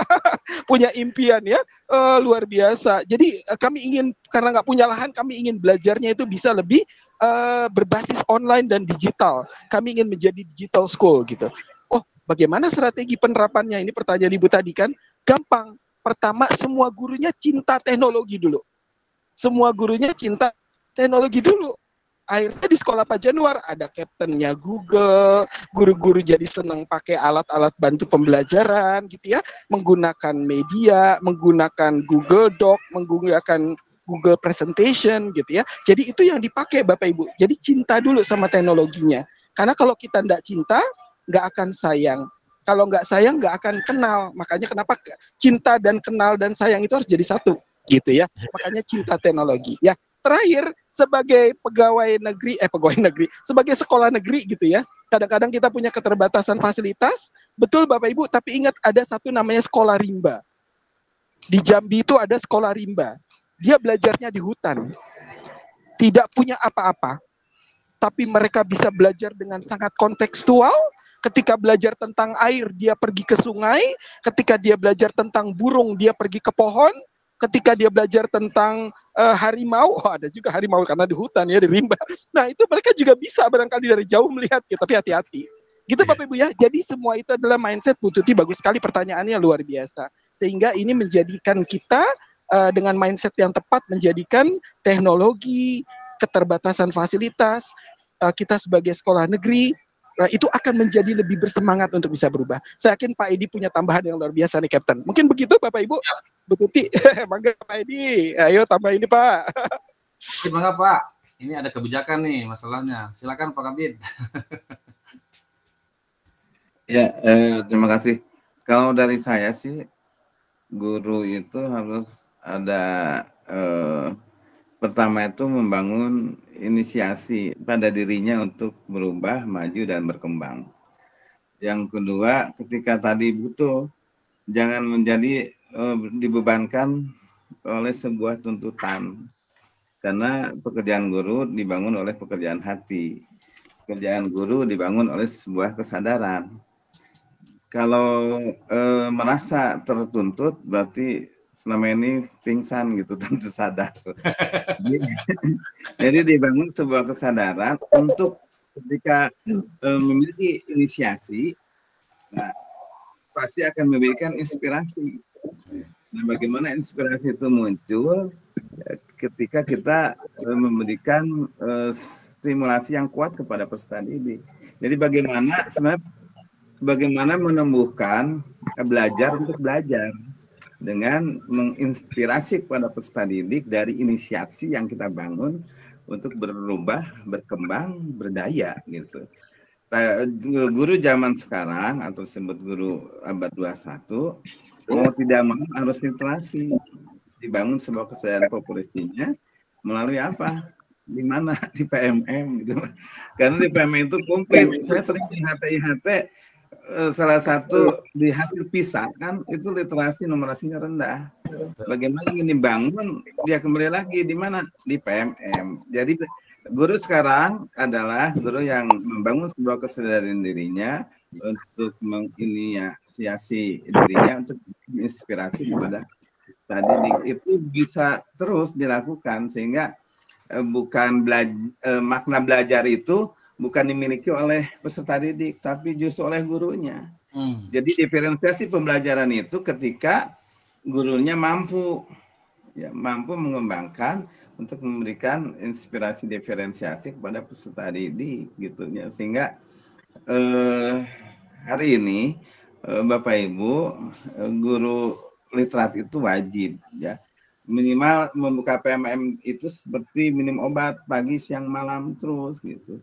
Nah, guru yang sadar akan kekurangannya, pasti dia akan memberdayakan dirinya, membangun sebuah kesadaran gitu. Sehingga itu muncul. Tidak bisa Bapak Ibu, guru hari ini berdiam diri, kemudian berada di zona nyaman, sementara perkembangan teknologi terus berkembang sehingga nanti akan kebalik. Guru akan diajari diferensiasi oleh peserta didik. Kalau Bapak Ibunya tidak ikut berselancar, tidak ikut ke dalam arus perkembangan teknologi dan informasi serta pengetahuan. Banyak hal. Jadi tidak ada alasan Bapak Ibu di sekolah. Saya sampaikan dari sisi kebijakan, SMP itu rata-rata yang sudah mapan 300 laptop ya. SMP. SMP rata-rata sudah lebih dari 25 sampai 50 laptop.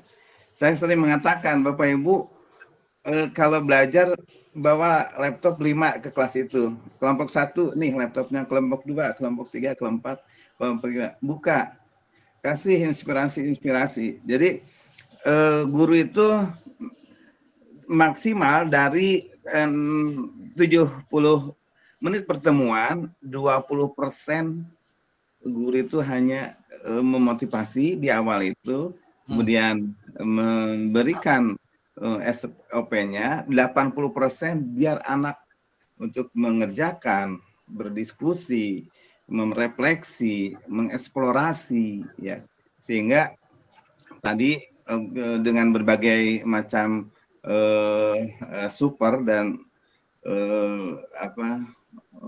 learning supportnya dari guru, maka siswa pasti akan terinspirasi dengan inisiasi guru-guru yang memang mau mengembangkan dirinya. Tadi saya katakan di awal, jangan pernah takut mencoba dari sebuah kesalahan. Kalau sering mencoba model-model pembelajaran, sering mencoba membangun sebuah kognisi, simulasi untuk membangun kreativitas kepada peserta didik, maka Bapak Ibu akan menemukan passionnya, akan menemukan alurnya. Oh, ini cara mengajar yang benar. Oh, ini sudah saya temukan gitu. Jadi makin kesini guru yang berdaya itu makin menyukai profesinya. Begitu dari saya, Mas. Terima kasih. Tepuk tangan untuk Pak Kabid, luar biasa ini. Ibu, Bapak, malam ini sepertinya kita punya quotes yang luar biasa ya. Boleh saya baca ulang ya. Ini quote malam ini keren banget nih. Dari Bu Tuti pertanyaannya jadi memancing quote yang luar biasa nih. Iya, turun Bapak. Iya. Insya Allah lebih semangat lagi. Oke sih. Jadi begini nih. Ketika kita banyak dituntut, tolong hilangkan perasaan itu. Ganti dengan bahwa kita sedang diberdayakan. Wah, ini luar biasa nih, keren. Dari Pak Kabid, luar biasa nih. Ternyata memang seorang guru itu harus memiliki sebuah inisiasi. Sebab dengan inisiasi akan menumbuhkan sebuah inspirasi. Keren, luar biasa ini. Oke, Bapak Ibu, sudah jam 20.02, tapi ada yang masih angkat tangan. Iya. Silakan. Ada dua nih, ada Bu Irma, Bu Ira. Iya, Bu Irma, silakan Bu Irma. Boleh ya, ini jadi kita udah jam 8 lewat tapi suasananya masih Ayo Bu Irma, kita ingin dengarkan nih. Bu Irma, mana Bu Irma? Masih ada waktu ya? Ada dong. Assalamualaikum. Apa kabar Pak Hawan? Agak gelap. Pak Kabid, Assalamualaikum. Apa kabar Pak Hawan? Sebetulnya sudah terjawab tadi sama Pak Kabid mengenai kompetensi guru ya. Iya, sudah dari Pak Kabid sendiri sudah diutarakan tadi bagaimana seorang guru harus punya inisiasi ya untuk mengembangkan diri, mengembangkan kompetensi. Di mana buat saya mengembangkan kompetensi bagi guru itu bukan tadi merubah mindset, jangan lagi mengembangkan kompetensi itu berdasarkan tuntutan, tapi berdasarkan kebutuhan seperti itu mungkin ya. Di masa sekarang seringkali kita mengutarakan tentang pembelajaran yang dimana tujuannya itu adalah student well-being, tapi kadangkala suka lupa kita mengingat teacher well-being-nya sendiri gitu. Terus aja kita yang diingat tuh murid gitu. Kita kadang iya kita lupa ada guru di situ gitu kan. Mengingat kalau misalnya kita mendengar celotehan guru-guru dengan segala tuntutannya, nah gitu kita kadang suka lupa dengan teacher well-being-nya gitu. Jadi bagaimana kita tadi sebetulnya udah terjawab sama Pak Kabid. Saya di sini banyak master di sini. Gimana sih pengen para master di sini sharing bagaimana membangun iklim sekolah yang menyenangkan, terutama untuk membangun kinerja guru yang lebih baik lagi seperti itu. Bagaimana ya gitu. Tadinya ingin para master di sini sharing tentang itu gitu. Kemudian itu mungkin ya. Kalau waktunya Banyak sih tadi yang mau ditanyakan, tapi seperti itu sih. Jadi mohon Bapak Ibu mungkin di sini sharing bagaimana membangun intimidasi sekolah yang menyenangkan, terutama untuk meningkatkan kinerja guru yang lebih baik lagi seperti itu. Nuhun Pak Januar waktunya. Sama-sama Bu Irma. Ini luar biasa nih kalau Bu Irma selalu di dalam mobil nih setiap ikut unit kita ya. Traveler sudah 3T. Bergelap-gelapan gitu. Sudah 3T Bu Irma itu. Oke, Bapak Ibu. Oh iya, Pak, ini juga Pak, mumpung ada Pak Kabin nih, berbicara tentang tuntutan guru. Ini kemarin-kemarin agak sedikit gaduh Pak mengenai uji kom yang akan dihadapi oleh guru-guru khususnya di Dinas Pendidikan Kota Bandung. Nah, ini bagaimana tanggapannya Pak? Jangan sampai dengan akan diselenggaranya uji kom ini menjadi buat guru-guru menjadi wow gitu. Itu mungkin ya Pak, terima kasih. Ya, justru dengan uji kom itu akan diberdayakan guru melalui peta kemampuan diferensiasi guru. Itu aja. Tidak ada tuntutan apapun, justru melalui uji kom ini kita punya peta bagaimana pengembangan pemberdayaan guru melalui need assessment ya, dari self assessment muncul need assessment berdasarkan peta kebutuhan pelatihan guru. Dan selama ini mah guru teh sama ya, pengembangan model pembelajaran anu geus pinter, anu can nyaho, anu ieu sama. Nanti mah di blok gitu. Dari 10.000 guru misalnya 2% perlu pelatihan pengembangan sistem penilaian dan asesmen. 4% perlu pengembangan kepemimpinan pembelajaran. 28% perlu pengembangan model pembelajaran berbasis contextual teaching learning. Nah, melalui uji kompetensi ini maka kita punya peta bagaimana guru diberdayakan sesuai dengan kebutuhan. Jadi kalau tadi well-being-nya untuk siswa, sekarang untuk guru, diferensiasi pembelajaran, diferensiasi penguatan kompetensi kalau buat guru. Begitu. Jangan jadi beban atuh lah. Nah itu, mudah-mudahan tidak seperti itu. Mudah-mudahan ya Pak ya, para guru berpikirnya tidak seperti itu. Siap. Terima kasih Bu Irma, Pak Kabin. Ini kan di acara sampai jam 8 ya. Ini sudah lebih dari 10 menit nih. Saya hanya khawatir Bapak Ibu sudah ada janji dengan para suami dan istrinya nih. Tapi memang luar biasa malam ini, betul-betul Pak Kabin terjadi pemikiran baru gitu dari yang tadi kita bincangkan. Bapak Ibu mohon maaf sekali, saya tidak mau panjang-panjang karena memang kita sepakati sampai jam 8 cukup. Khawatir Bapak Ibu ada kegiatan dengan suami dan istri di rumah seperti itu. Cuma untuk yang terakhir saya minta Bapak Ibu untuk on cam, boleh Bapak Ibu semuanya? Oke. Captain, saya punya Captain di sini, Captain Irsad, boleh dipoto Pak bareng-bareng Captain Irsad? Oke, siap Bapak Ibu, boleh dibuka kameranya. Dibuka dulu on cam semuanya. Bidin tuh on cam ya. Yang pakai dasar nggak usah, nggak apa-apa. Apa wae? Mangga Bapak Ibu, saya hitung sampai 5, silakan untuk membuka kamera dan sekali menunggu ya. Bapak Ibu untuk rekaman malam ini insya Allah nanti akan kami berikan dan kemungkinan besar akan diupload di link YouTube Cicira, nanti Bapak Kais bisa mengirimkan linknya, insya Allah nanti akan direkam, sudah direkam dan akan di. Oke Bapak Ibu siap ya, hitungan 3, 1, boleh senyum dulu, 2, 3.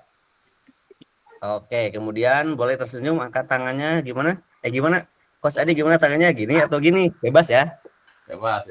Oh, tangannya gini, siap. 1, 2, 3. Oke, terakhir. Siap. Ini Pak. Siap. Senyum ceria, bebas. Nah, ini boleh gini. Ini sekolah penggerak gini. Siap. 1, ya Bapak Ibu. 1, 2, 3. Oke, terima kasih. Tepuk tangan semuanya, luar biasa.